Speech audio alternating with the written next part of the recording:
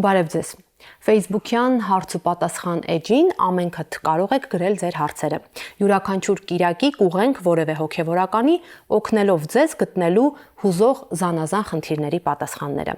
Այս անգամ տեսակապ ենք հաստատել Տեր Կիրակոս քահանա Սիմոնյանի հետ։ Տեր հայրն անդրադառնալու է 6 հարցի։ Օրհնեցեք Տեր հայր։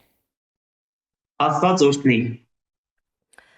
Ինչպես կարող ենք այսօր հասկանալ Քրիստոսի «Դուք եք երկրի աղը և աշխարհի լույսը» բնութագրումը։ Տիկին Անահիտն է հարցնում, խնդրեմ։ Տերը այս ամենի մասին խոսեց Մատթեոսի ավետարանի 5-րդ գլխում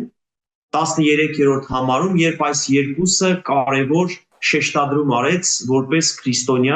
քրիստոնյայի համար ինչպիսին պիտի լինի քրիստոնյա եւ համեմատեց աղի հետ եւ աշխարհի լույսի հետ։ Ուրեմն նախ եւ առաջ պիտի նշենք, որ աղը շատ կարևոր գործունեություն ունի առհասարակ եւ սննդի մեջ եւ ընդհանրապես իր տեսակով, որովհետեւ իր առաքելությունն է համ տալ, համ փոխանցել աշխարհին եւ այս շատ կարևոր կարծես թե կոչով ուղում է մեզ քրիստոնյաներիս Տերը ասելով, որ դուք եք լինելու այդ աղ, այսինքն կյանքին, հոգևոր կյանքին համ տվողը։ Աղը ունի երկու կարևոր հատկանիշ։ Առաջին դա համ տալն է, երկրորդը, որ առհասարակ աղը փչացող հատկություն ունի կամ փչացնող հատկություն ունի, բայց Տերը այստեղ հենց կոչում է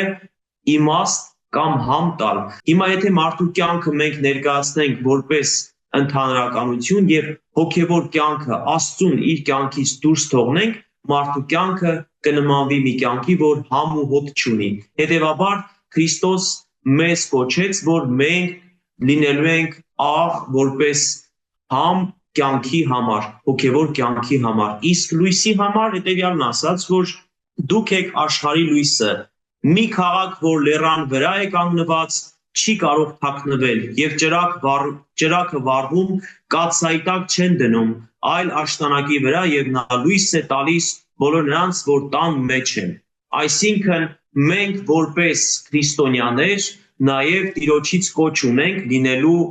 որպես լույս եւ այն ճրագն ենք մենք, որ երբևէ հնարավոր չէ թաքնվել։ Այսինքն մենք պիտի հայտնի լինենք աշխարհում որպես քրիստոնյաներ։ Եվ շատ կարևոր ուղերձ ունեմ ուղված ձեզ, իդեմս տիկին Անահիտի, ուրեմն մենք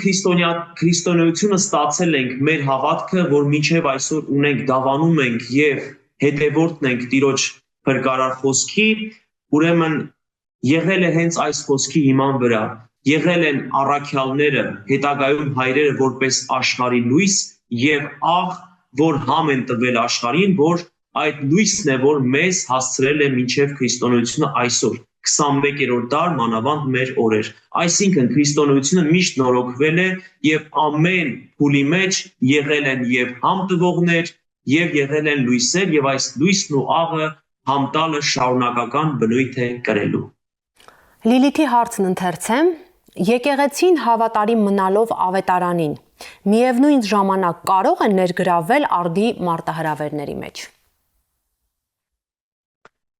Ուրեմն շատ կարևոր է հաշվի առնել,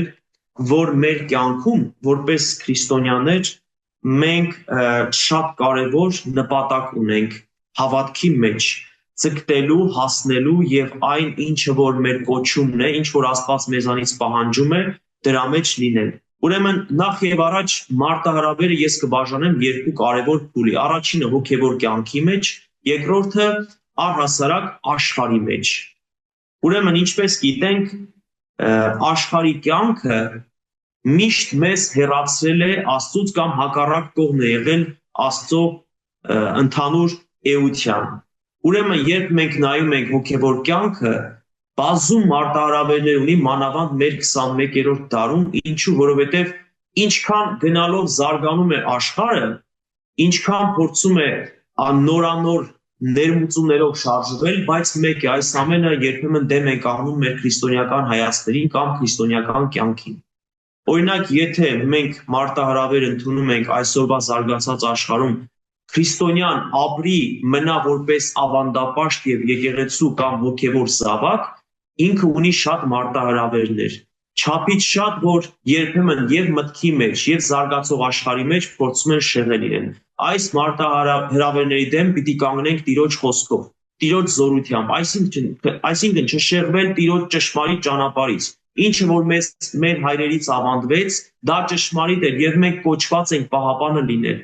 Իսկ երկրորդ, եթե մենք հարցը դիտարկենք քաղաքական հայացքների մեջ, այսպես ասած հոգեվոր եւ աշխարհիկ ճանապարհի վրա, մենք կտեսնենք, որ այստեղ նույնպես ունենք մեծ մարտահրավեր, բայց ուզում եմ այս կարևոր հարցին պատասխանել Պողոս Առաքյալի ընթացքով։ Ինչպես գիտենք, գործք առաքելություն հստակ նշվում է, որ Պողոս Առաքյալը ուներ երկու քաղաքացիություն, ուներ բավականին կրթություն օրենքի մասին եւ բավականին առաջընթաց ուներ, բայց հիշենք ինչ արեց Պողոս Առաքյալը, երբ հանձն առավ Տիրոջ ծառայելը, Տիրոջ հետևից գնալը եւ այս ամենը թողեց երկրորդական կարգում եւ շեշտը դրեց Տիրոջ խոսքի, Տիրոջ ճշմարտության քարոզման վրա եւ ինչ արեց, առանձնացավ, զբաղվեց վրանագործությամբ, որ իր օրվա հաց հապուստը վաստակի եւ ասաց իմ ամեն ունեցած եւ իշխանությունը եւ գիտելիքը եւ փորձը եւ առավել եւս հեղինակությունը պիտի ծառայեցնեմ Տիրոջ փառքի համար։ Այսինքն սա մեզ համար կարևոր կոչ է, որ նույնիսկ քաղաքական իմաստով մեր ունեցած ամեն մի հնարավորությունը պիտի օգտագործենք, պիտի ներդնենք Տիրոջը ծառայելու համար, Տիրոջ փառքը մշտապես կայուն պահելու համար։ Ինչու է եկեղեցին գործածում խորհրդանշական ժեստեր, օրինակ խաչակնքում կամ ծնրադրություն, եւ արդյոք Քրիստոսի ժամանակ այդ նույն ժեստերը գործածվում էին։ Առաջին հարցը այս ժեստերի մեջ պիտի նշեմ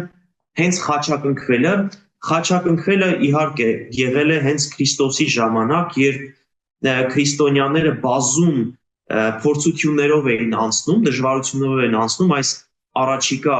սկզբնական շրջանում, ուրեմն պիտի լիներ վկայություն առաջինը մարդկանց առաջ, կամ ընդհանրապես, որ մարդը պիտի առանձնանար որպես քրիստոնյա, որպես Քրիստոսին հետևող։ Ուրեմն այդ խաչը եղավ առաջինը վկայելու, որ այո, ես քրիստոնյա եմ։ Որպես ժեստ դիտարկենք եւ որպես նշան, քրիստոնյայի նշան, որ ես Քրիստոսինն եմ։ Իսկ ինչը վերաբերում է ծնրադրելուն կամ օրինակի համար մենք ունենք շատ գեղեցիկ ընդունված կարգ, ձեռնամած չէ կանգնել կամ ձեռքերը պարզած աղոթքի ինչ որ մի ձև է, որ ցուցադրում ենք մեր կեցվածքը առհասարակ աղոթքի նկատմամբ։ Ուրեմն այս ամենը կամ ծնրադրելը, ծունկի գալը, սա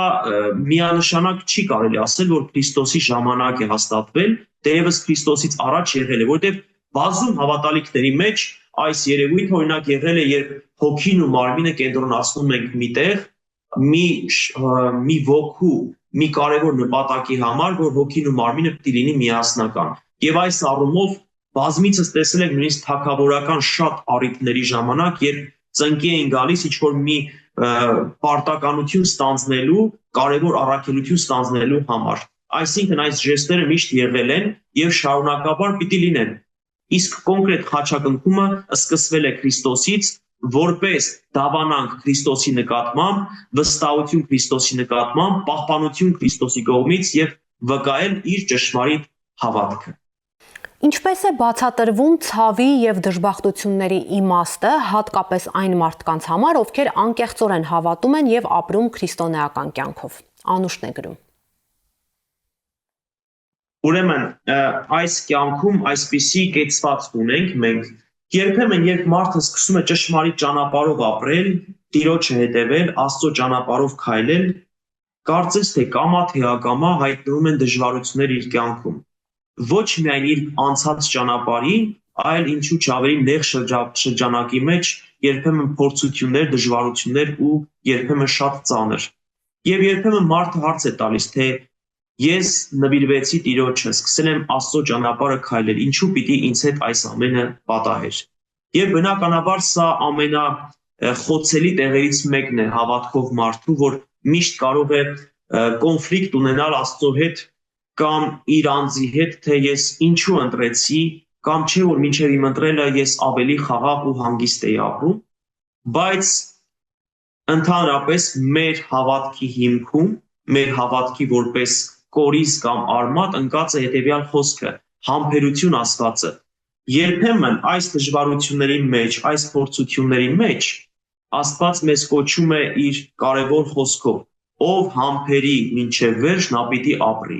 Քրիստոնյայի կյանքը, եթե մենք կմտածենք, թե շատ հեշտ է ապրել այս աշխարհում որպես քրիստոնյա, կսխալվենք, շատ դժվար է։ Մենք աշխարհի մեջ ենք որպես առանձին մի աշխարհ, որ այդ աշխարհի, փոքր աշխարհի հիմքը, սկիզբը եւ ամբողջությունը Տիրոջ ճանապարհն է։ Եվ եթե մենք այսօր փորձում ենք Տիրոջ ճանապարհով քայլել, անցնել, մեզ աշխարհը շատ խանգարելու է, որովհետև մենք մարդկային ենք, մեր մարմնականը միշտ տանում է դեպի աշխարհ։ Իսկ Պողոս առաքյալը այս ամենի դիմաց ասում է.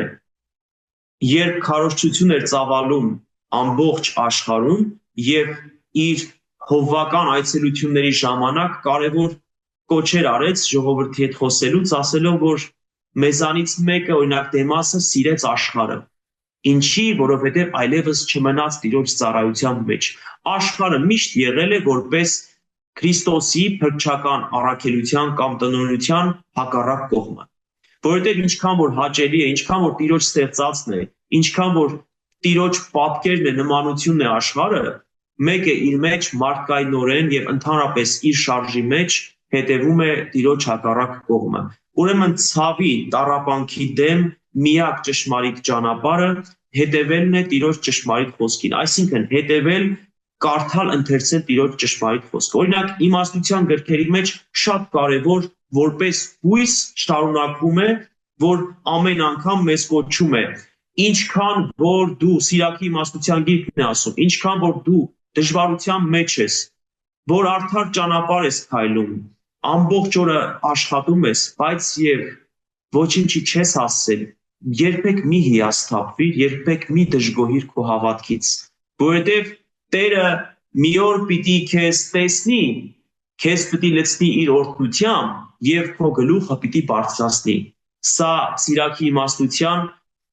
կարևոր հատվածներից մեկն է, երբ կարևոր հույս է տալիս մեզ, որ մեր դժվարությունների մեջ,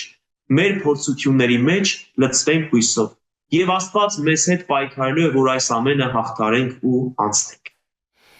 Մարին, ով նոր է սկսել ապրել հավատքի կյանքով, ուզում է հասկանալ, ինչ փորձություններ են սովորաբար հանդիպում նորեկ հավատացյալին եւ ինչպես պատրաստվել ու դիմագրավել։ Ուրեմն, սիրելի Մարի, անչափ ուրախ եմ, որ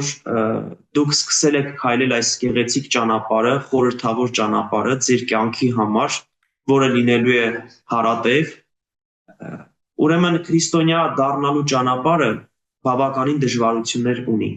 Մեզ համար մեր աչքին, երբ նայում ենք առաջին հայացքից հոգևոր մարդուն կամ հոգևոր ծառայողին, կարծես թե մեզ համար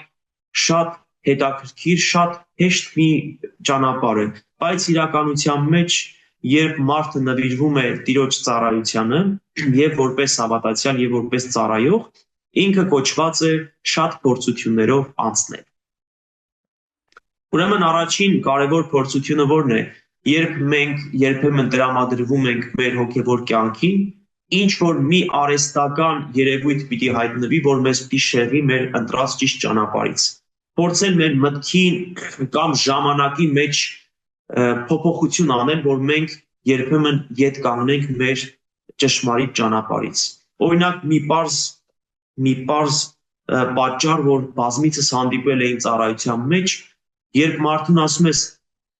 պատարագի ինչու չեկար, նա պատասխանում է, գիտես չհասցրեցի, հենց արթնացա, պատրաստ էի, պիտի գայի արդեն, մեկ էլ հանկարծ զանգ ստացա եւ այլն եւ այլն։ Այսինքն ամեն ինչ փորձելու է մեզ շեղել մեր ընտրած ճիշտ ճանապարհից։ Եթե մենք փորձենք հասկանալ, որ մենք աշխարհին համահունչ պիտի շարժվենք, ինչպես որ չակերտավոր ասված աշխարհի մոդայի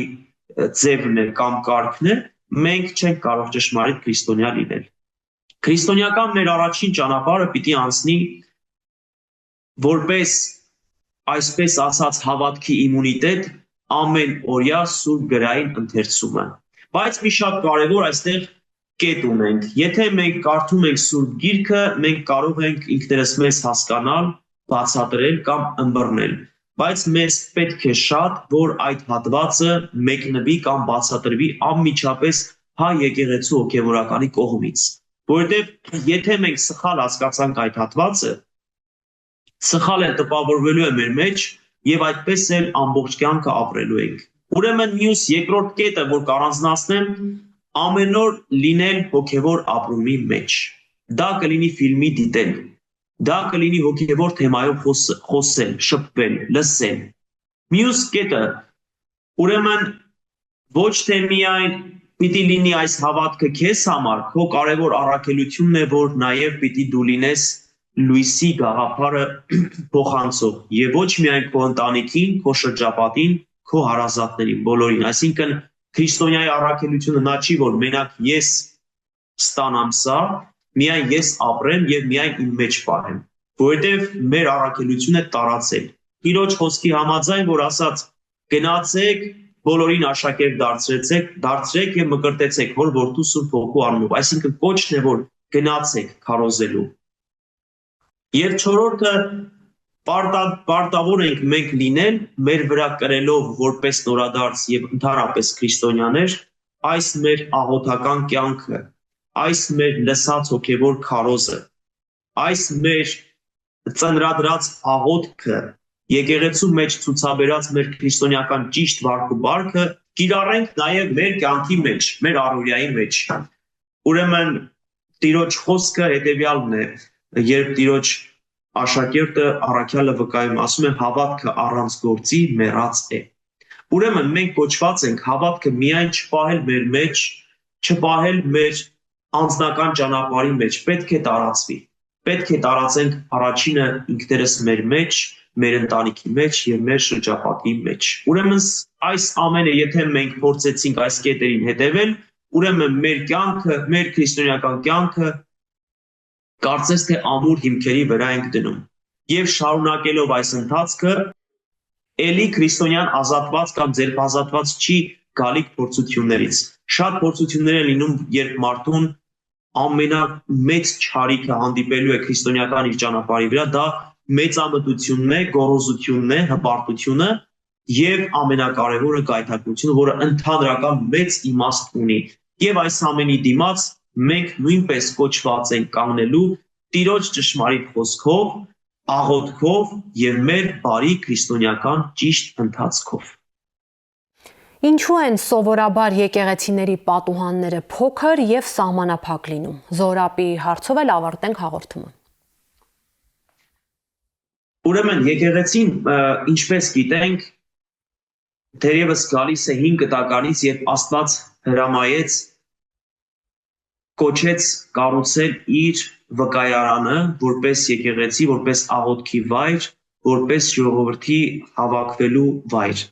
Նպատակը որն էր, որ մարդը առնչվի Աստծո հետ, շփվի Աստծո հետ։ Դա կլինի իր կեցվածքով, դա կլինի իր աղոթքով, դա կլինի իր ներկայությամբ ճիշտ աղոթական կեցվածքով։ Չէ որ բարձ հարց ունենք, մենք կարող ենք մեր տանն կանգնել մեր աղոթքին, մեր մաքուր սիրտը, բոլորից կտրվել եւ այլն, բայց մեկ է նույն աղոթքի մեջ ենք, ինչու հաճախել եկեղեցի եւ այլն։ Ուրեմն եկեղեցին կարևոր առաքելություն ունի այն իմաստով, որ